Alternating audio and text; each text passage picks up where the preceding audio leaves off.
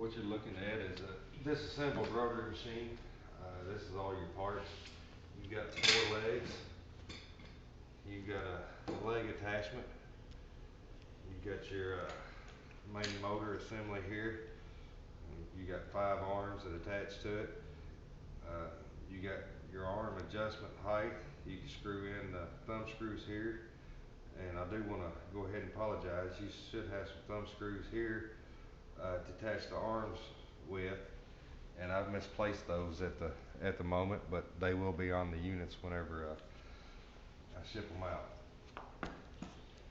Same goes with your arms here. You got 2 sections of arms, and this section should have thumb screws like this, but only shorter. They will be on the sections too. You've got a 10 bird attachments that go in between the sections. You can run this unit as a 5 bird or a 10 bird attachment. Um, I'll put it together and we'll go over some of the details. And I apologize, we're doing this indoors because we just tried to shoot one outdoors and the wind was blowing so bad that you couldn't hear anything we said. But to start with, you just take the legs and you slide them over the leg connector.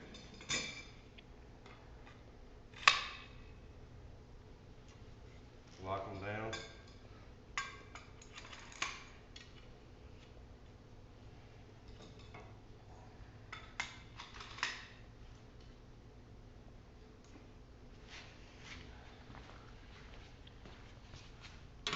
And if your ground's a little bit unlevel, you can pull them out to adjust to make sure everything's level.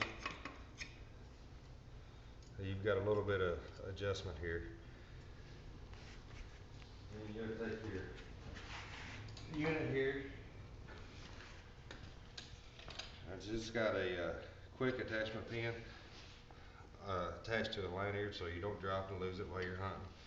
You don't have to worry about looking for it. You slide your unit over.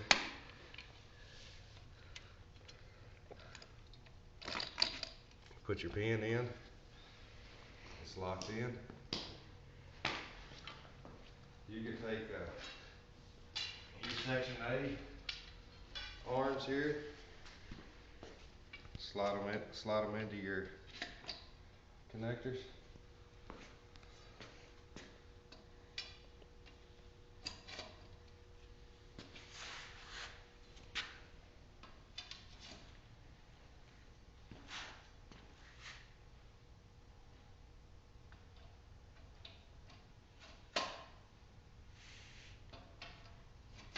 And again, there will be some thumb screws on there to lock those in.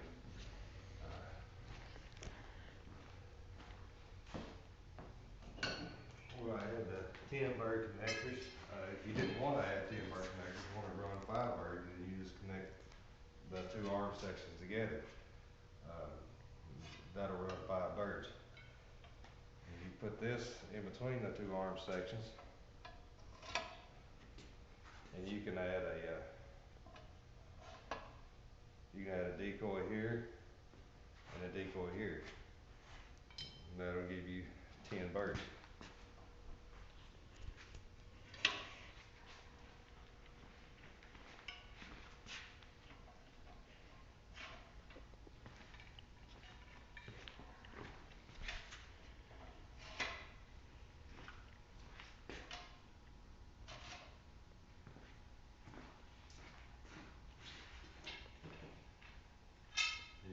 You simply add your last arm section on, and you normally got a thumb screw here to lock everything down with. Like I said, those will be on it.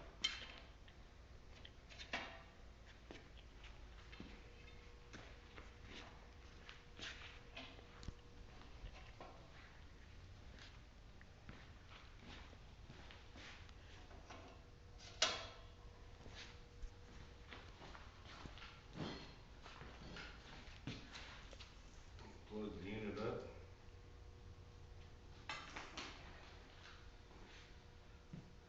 And this unit runs off remote. You might want to back up. Hello. I just We get no turn remote. the unit on. This unit is, this remote will reach up to 300 feet. I've tested it out at 250 feet and it works fine there.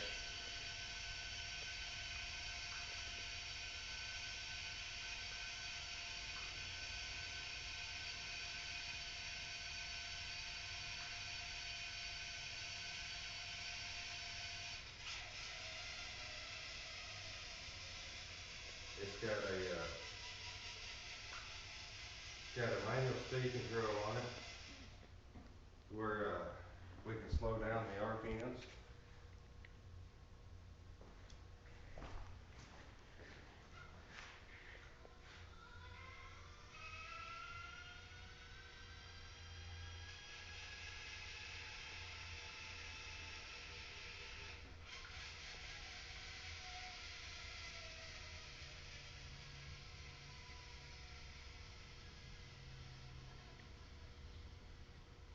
If you want to adjust your arm height, if you want your decoys up a little higher, you screw in the thumb screws, and that'll raise the decoys up a little higher.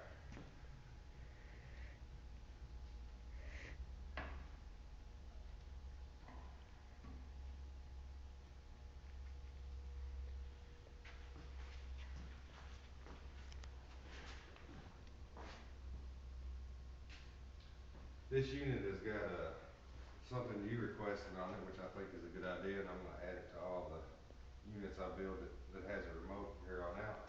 You got a remote bypass switch underneath, right here. That's used in case you lose the remote, batteries go dead, you forget to bring the remote one day. You can flip the bypass switch, and I've got it hooked up to surge protector here to the battery that I can now flip the switch to operate the unit. I can turn it on and off. And I think it's a great idea. That way you don't have to worry about losing the remote and not being able to use the unit. I'd love to show you the unit with the decoys on it, but I sold all my decoys, including the silo flyer, so I can't show you with the decoys on it. I do want to show you one of the units I'm putting together here. I'll take it apart. I've already loosened up the bolt here that the arms mount to, and I can take the top of the unit off, and underneath they have a large thrust bearing here that keeps all the torque from the wind blowing on the arms and the arms hanging out so far.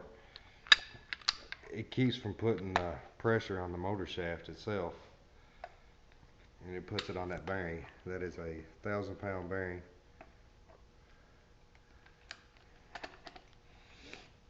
And something else we've done is you've got aluminum post here in between the top plate and the bottom plate. Since you're going to have a lot of torque up here pulling, we wanted to make sure that you didn't strip out the threads in the aluminum post. So we put wire helicals inside there, and all of them have a quick pin attached to a lanyard, so you don't lose the pin and don't have to keep up with it.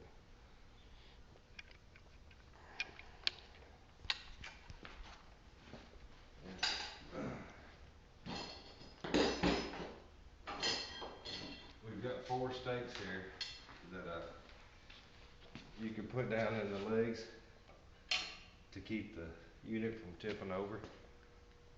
Most cases you probably won't use it, but depending on your ground conditions and wind conditions and everything where you're hunting at, you might. So there's 4 stakes to keep the unit stable.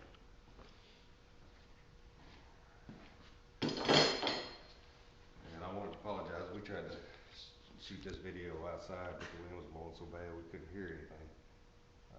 I'll show you how to take it apart.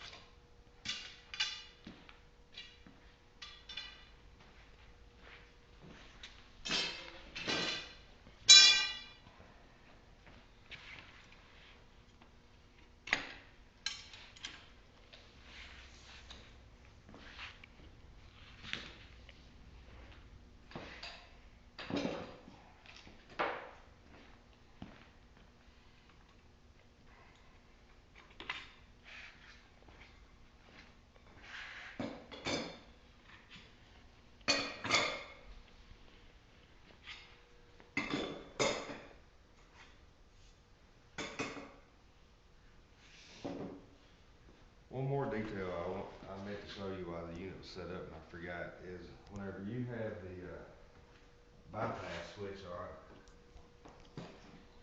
the remote bypass switch, the remote does not function.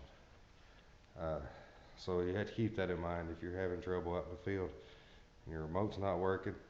Check and make sure the remote bypass switch is not on.